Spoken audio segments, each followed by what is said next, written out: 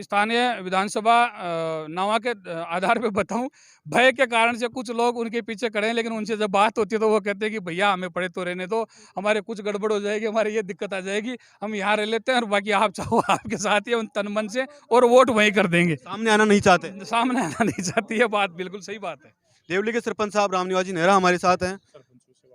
तो अभी सरपंच साहब हमारे साथ हैं। सरपंच साहब, देवली ग्राम पंचायत से आप आते हैं, क्या माहौल है, किस तरफ झुकाव लग रहा है इस बार? दोनों प्रत्याशियों में माहौल भारतीय जनता पार्टी का विजय सिंह जी का अच्छा है, और उसका मुख्य कारण है उनकी सादगी, सरलता, सौम्यता, और जो उनकी सीधी कनेक्टिविटी लोगों से है।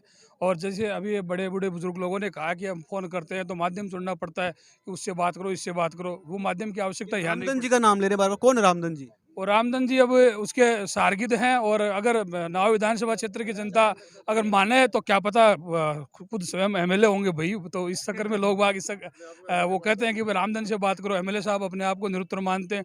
मैं तो ये कहता हूँ, निकटवर्ती ग्राम पंचायत लोणवा में हमने एक हनी ट्रैप का कोई मामला था बनबागरी से संबंधित और वहाँ धरना प्रदर्शन किया था, अन्न जल त्याग करके, और 4 दिवस तक बैठे थे। तो स्थानीय विधायक जी ने वहाँ अपनी उपस्थिति भी दर्ज करवाना लाजिम नहीं समझा, और पत्ती उत्तर में हमें कम से कम 6 धाराओं में मुकदमे मिले। आज भी वो मुकदमे चालू है। 10 लोग हम उसमें नामित थे। 2 जयपुर के मेरे सरपंच साथी थे, अपने सीकर से कोई पूर्व सरपंच महोदय थे, और गांव के अन्य लोग थे। एक मुकदमा फिर वनबागरी से संबंधित उन्होंने उनको मोटिवेट करके उच्च स्तर पे कई अधिकारियों को कह करके लगवाए।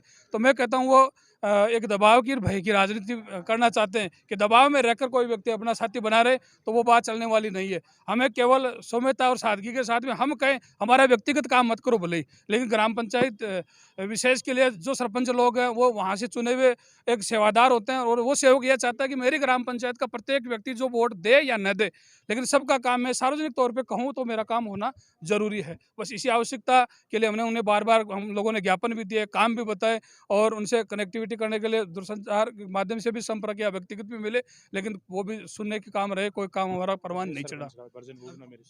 और वैसे कांग्रेस पार्टी से रुष्ट होने का मुख्य कारण यह है कि सरपंच जो राजस्थान सरपंच कार्यकारिणी है, तो लाला राम जी भी थे, मैं भी था, और पूरे राजस्थान भर के सरपंच लोग थे।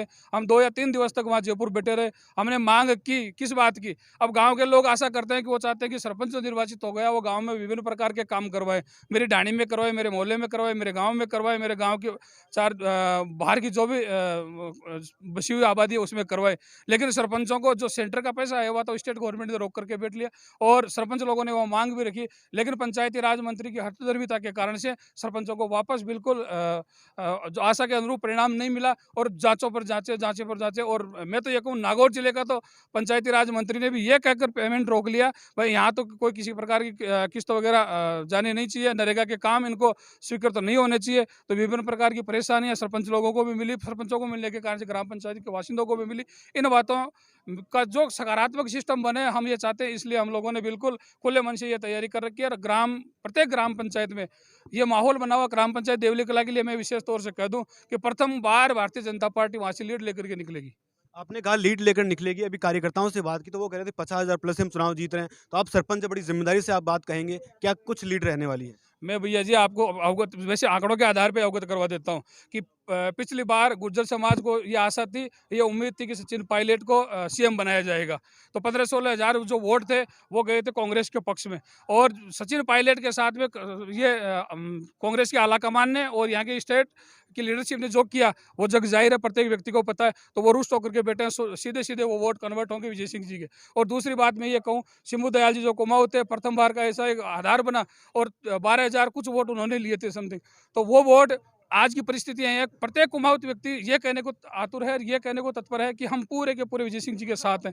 पिछली बार कुछ राजपूत समाज के, रावणा राजपूत समाज के लोग थे, वो भी इधर उधर हो गए थे। लेकिन मैं मेरी ग्राम पंचायत की बात कहते हुए कहूँगा, क्योंकि बाहर लंबी चौड़ी बातें सब सरपंचों को भी पता है, लोगों ने अभी कही भी है।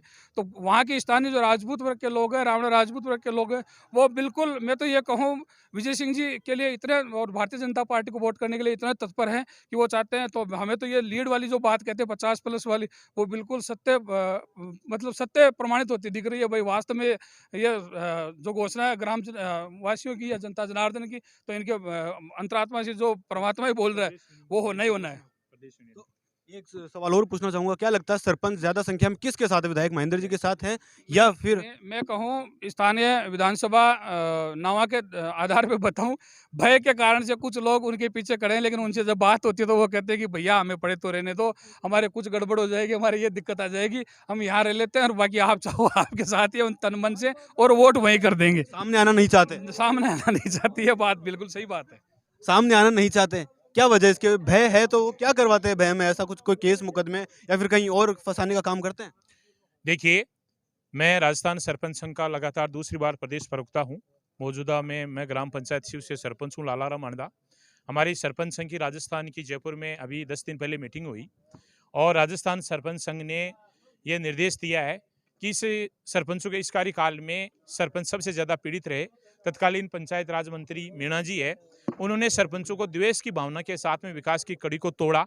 जैसे आज हमारे पास में ग्राम पंचायतों में विकास के लिए राज्य मद का जो फंड है उसको रोका गया, केंद्र का फंड है उसको रोका गया। इसके साथ में पूरे जो मुख्यमंत्री वसुंधरा जी राजे सिंधिया थी, उन्होंने सरकार के द्वारा अनेक ग्राम पंचायतों में विकास के लिए योजनाएं लागू की, जिन योजनाओं को उन्होंने बंद किया, जिसमें प्रथम योजना है मुख्यमंत्री जल स्वावलंबन अभियान।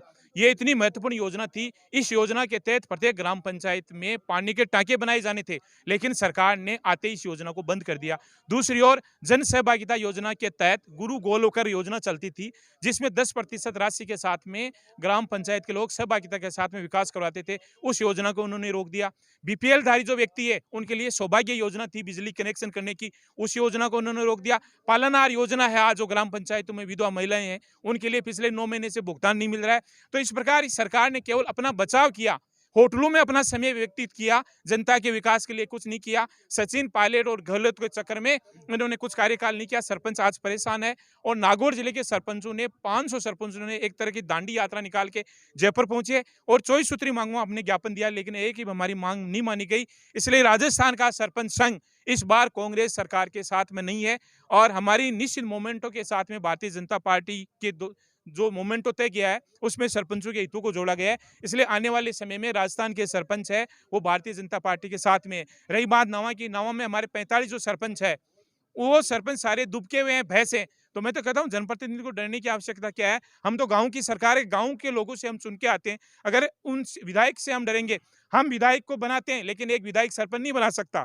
इसलिए हमारे सरपंच साथियों से मैं आग्रह करता हूं कि किसी सरपंच को डरने की आवश्यकता नहीं है। सब सरपंचों से हमारी और नेहरा जी की आपस में बात हो रही है। सब भारतीय जनता पार्टी को नवा में वोट देने जा रहे हैं और जिस दिन मतदान होगा उस समय ग्राम पंचायतों से जो रिजल्ट आएंगे वो सरपंचों के प्रतीक के रूप में आएंगे। आपने कहा कि विकास कुछ नहीं हुआ गहलोत सरकार में, तो गहलोत साहब अक्सर कहते हैं कि मैंने इतनी फ्लैगशिप स्कीम्स लेके आए हैं हम किसान वर्ग के लिए, युवा वर्ग के लिए, महिलाओं के लिए। क्या लग रहा है वो स्कीम्स धरातल पे उतर पाई देखिए, हैं? महंगाई राहत कैंप के अंदर जो योजनाएं लेके आए उन योजनाओं की फैल के बारे में बताता हूं। जैसे कामधेनु बीमा योजना है, आज इस योजना को केवल कागजों में लगाया गया है। आज किसी किसान की गाय मर जाती है तो उसको 10 रुपए नहीं मिलेंगे। मैंने डॉक्टर से फोन किया तो उन्होंने कहा अभी तो इसका टेंडर ही नहीं हुआ है। इसी के साथ में जो बिजली यूनिट की बात है, एक तरफ थप्पड़ दी जा रही है, दूसरी तरफ उसको सलाह जा रहा है। कैसे? जैसे 100 यूनिट की बात कर रहे हैं और किसानों के जो बिल है वो 4-4, 5-5 हजार रुपए आ रहे हैं। किसान दुखी है, स्थायी शुल्क के नाम पर पैसा लिया जा रहा है। ये सिर्फ 1-2 किसानों के आ रहे हैं या फिर बड़ी संख्या में किसान बड़ी इससे? संख्या में किसान हमारे साथ में फोन करते हैं, किसान कि मेरे घर का बिल आ रहा है 4,500 रुपए, तो 100 यूनिट फ्री कहाँ दे रहे हैं? एक तरफ तमाचा, दूसरी तरफ सलाने का देने काम पड़ते हैं फिर 4,500 रुपए? बिल्कुल देने पड़ते हैं। नहीं दे रहे हैं तो लोगों के बिजली के कनेक्शन काटे जा रहे हैं, लोग अंधेरे में बैठ रहे हैं। इसलिए धरातल पर केवल योजनाओं का डमारा पीटा जा रहा है और एक मकड़ी का जाल और जाल डाल के लोगों को वोट लेने का प्रयास किया जा रहा है। अभी जो किट दिए जा रहे हैं उसमें घटिया किस्म की मिर्च दी जा रही है, गरीबों के साथ मजाक किया जा रहा है। इसलिए सरकार की जितनी योजनाएं हैं वो सारी बंटाधार की योजनाएं हैं, जाल में फंसाने की योजनाएं। एक भी योजना धरातल पे काम नहीं करती है। अगर सरकार की मंशा ठीक होती तो इन्हीं योजनाओं को दूसरे बजट में लेके आती तो धरातल पे काम होता। एक भी योजना धरातल पे काम नहीं कर रही है, केवल कागजों में सिमटी हुई है। एक भी योजना धरातल पे नहीं उतरी, सिर्फ कागजों में सिमटी हुई है। क्या लग रहा है योजनाओं के आधार पर गहलोत साहब कह रहे हैं सरकार रिपीट होगी, तो सरकार रिपीट हो पाएगी या नहीं हो पाएगी? राज बदलेगा या रिवाज बदलेगा? ये तो राज भी बदलेगा और रिवाज भी बदलेगा। और मैं कहूँ आपको सीधे शब्दों में, धरातलीय आंकड़े या धरातलीय आधार लोगों के मुख से जो निकल करके आ रहे हैं वो एक भी योजना सफलतम इतिहास लिखने के लिए तैयार नहीं है। वो नहीं होने का कारण मैं ये कहूँ आपको, इस गवर्नमेंट का फेलियर सबसे बड़ा ये मान लो आप, जो निकटवर्ती प्रदेश हैं उनमें पेट्रोल और डीजल कम से कम 10 या 15 रुपए सस्ता है, और अब राजस्थान स्टेट में पेट्रोल और डीजल है कम से कम 10-15 रुपए महंगा है। तो उसका वो प्रतिभार है, प्रत्येक किसान पर पड़ता है, आम वर्ग पर पड़ता है, सब लोग परेशान हैं। और ये तो जो राहत कैंपों के नाम से जो कैंप लगाए गवर्नमेंट ने, एक प्रत्येक व्यक्ति से पूछो ना, वो राहत कैंप थोड़ी, तो वो तो आहत कैंप थे। आहत करके बैठे। अभी कामधेनु योजना के संबंध में साथ ही सरपंच महोदय ने बताया, ऐसा वृत्तांत मेरे ग्राम पंचायत में भी घटा था। एससी वर्ग का एक व्यक्ति था, उनके भैंस मर गई। उन्होंने मेरे को सूचित किया, मैंने डॉक्टर से बात की तो उन्होंने सीधे शब्दों में ये कहा कि भैया ये योजना अभी सही तरीके से लागू नहीं हो पाई है, इसको अमली जामा नहीं पहनाया गया है और इसमें आप लोगों को कोई किसी प्रकार की रियायत या लाभ नहीं मिल सकता। तो बड़े शर्म की बात है। तो ये फालतू के ढकोसले चला करके और फालतू की बेतुकी डुंडुगी बजा करके इस तरह से वोट ये कांग्रेस सरकार आप किसान वर्ग से आते हैं, गहलोत साहब कह रहे हैं मैंने हर वर्ग के लिए काम किया, क्या किसान वर्ग गहलोत साहब के काम से खुश हैं? बिल्कुल कुछ नहीं है। बिजली की जो कटौती है, मैं तो ये कहूँ कि पास के प्रदेशों से जब संपर्क सूत्र तो लोगों से हैं ही, उनसे तुलना करते हैं तो सीधे शब्दों में यही सुनने को मिलता है कि भैया आपके तो लाइट की तो बड़ी समस्या है। बाहर के प्रदेश का कोई व्यक्ति जब गाँव में हमारे पास ठहरता है तो कटौती को देखकर वो ये कहता है कि आपके ऐसी क्या व्यवस्था है। और वो तो आपने भी देखा होगा ना, कई बार आया था कोयला खत्म हो गया, कोयला खत्म हो गया और राजस्थान प्रदेश अंधकार की तरफ जा रहा है, तो फिर बाद में कहाँ की योजना और कहाँ किसान को फायदा, बिल्कुल नुकसान की। 2000 यूनिट किसानों को मुफ्त और 100 यूनिट हर घर में, तो कोई फायदा नहीं मिल पा रहा उनका? कुछ नहीं है। अगर आप उस बिल को टटोलो तो उसमें जो यूनिट्स हैं वो बराबर चल रहे हैं, और उनके साथ में जो स्थायी शुल्क है वो भी बराबर उस पर शो किया जा रहा है, और फ्यूल सरचार्ज के नाम से ये गवर्नमेंट एक अलग रास्ता निकाल कर बैठी है। तो प्रत्येक व्यक्ति को आज भी पे करना पड़ता है, बिलों का भुगतान करना पड़ता है।